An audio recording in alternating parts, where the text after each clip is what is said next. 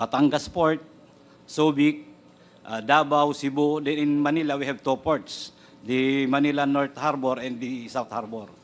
So, Mr. Guban, sorry, makat lang po. No? So, generally, ang agencies po natin, kasi nalalaman natin, for example, when we're talking about DepEd, when we're talking about DOLE, it's geographical po, no? Based on regions, generally, ang ating division. We lump cities and municipalities into provinces, provinces into regions, and regions into the national whole.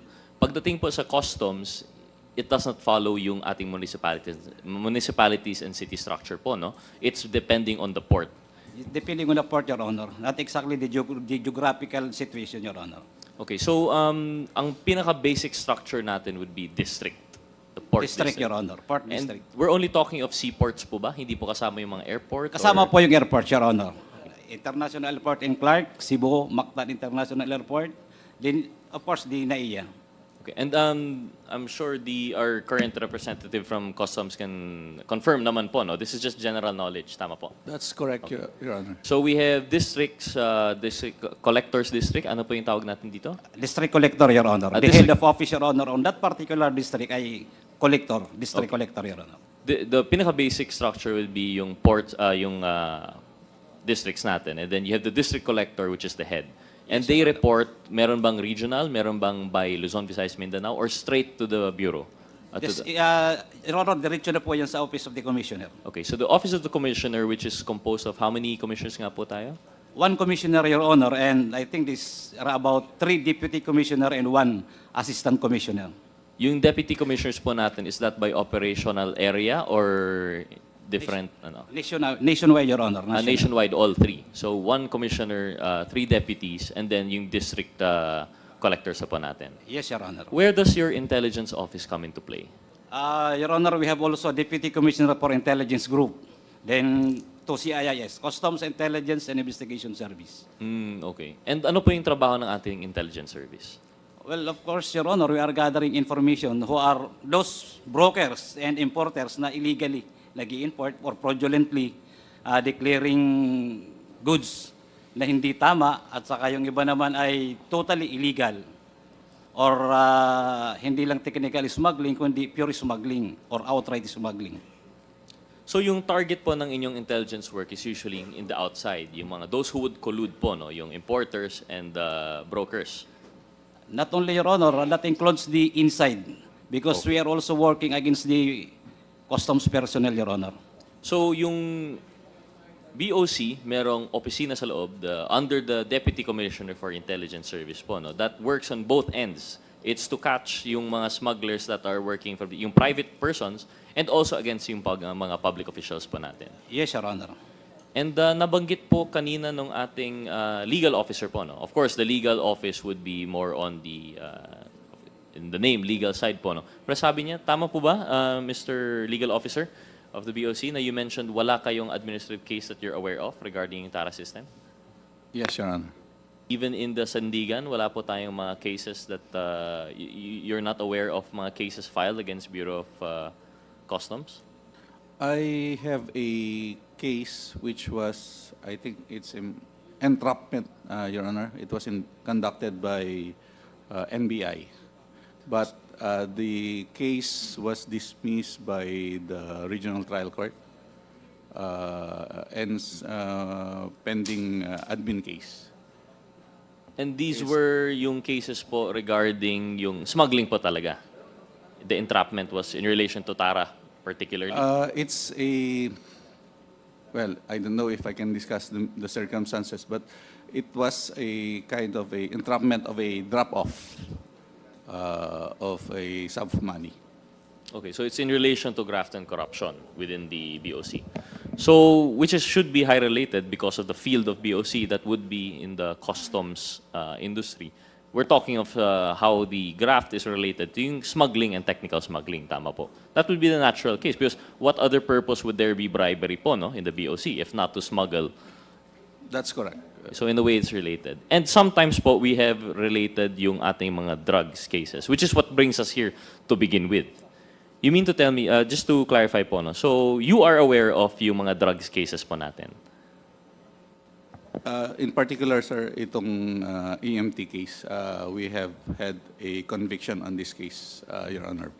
So you've had a conviction in this case. And actually, part of the legal service is kayo po mismo ang nagpa-file ng mga kaso, no?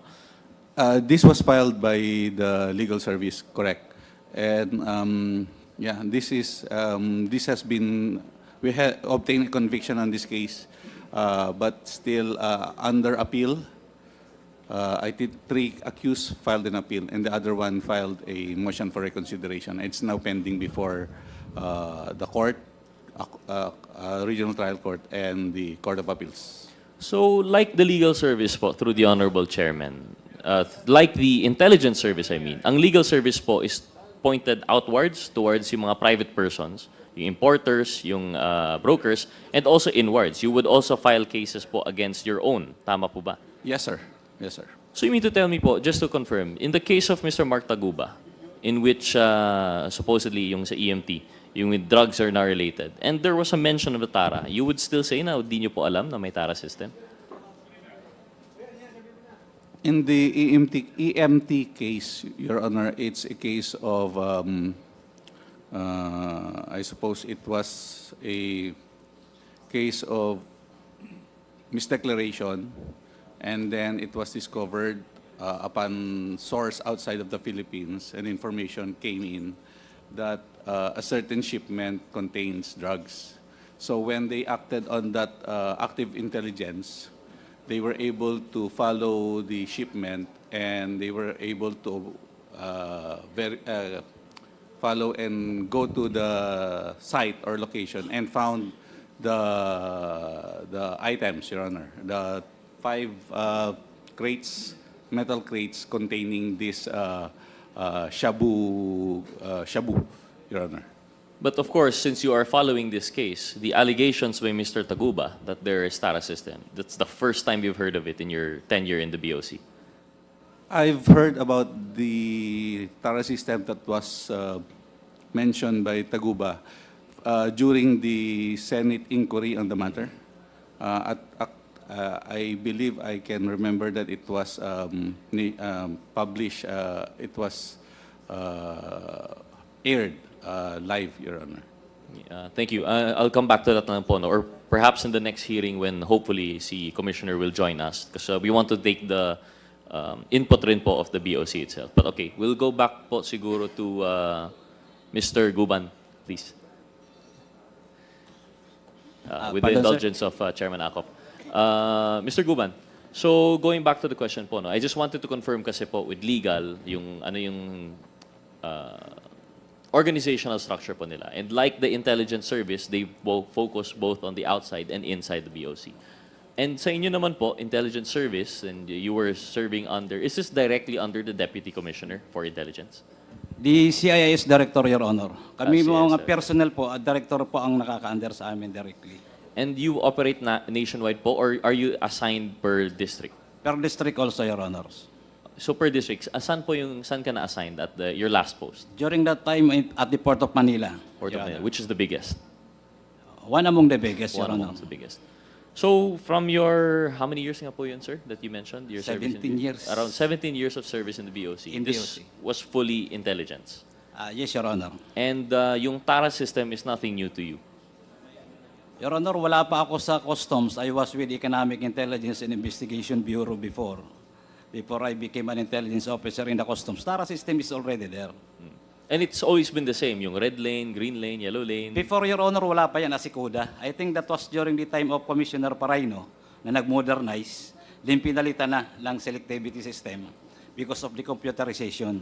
So, I think pagkapatapos ni Commissioner Paraino, then the next commissioner, I think that was Commissioner Morales, unti-unti na po nag-modernize, digitalize na po ang custom. So, ginawa na po yung selectivity system. So, nagkaroon na po niya ng super green lane, green, yellow, red, orange. Well, Mr. Guban, through the Honorable Chairman, kasi nabanggit po earlier when it was being discovered, I think, by Congresswoman Luistro, very particular po no, yung pagbanggit ng TARA together with the expose of Mr. Taguba, na yung TARA po is in relation to the process, may green lane, yellow lane, red lane, and how it's able to ease the inflow of whether it's underdeclared or totally illegal po, no, na smuggled goods. Yun yung na-mention na process. But you mentioned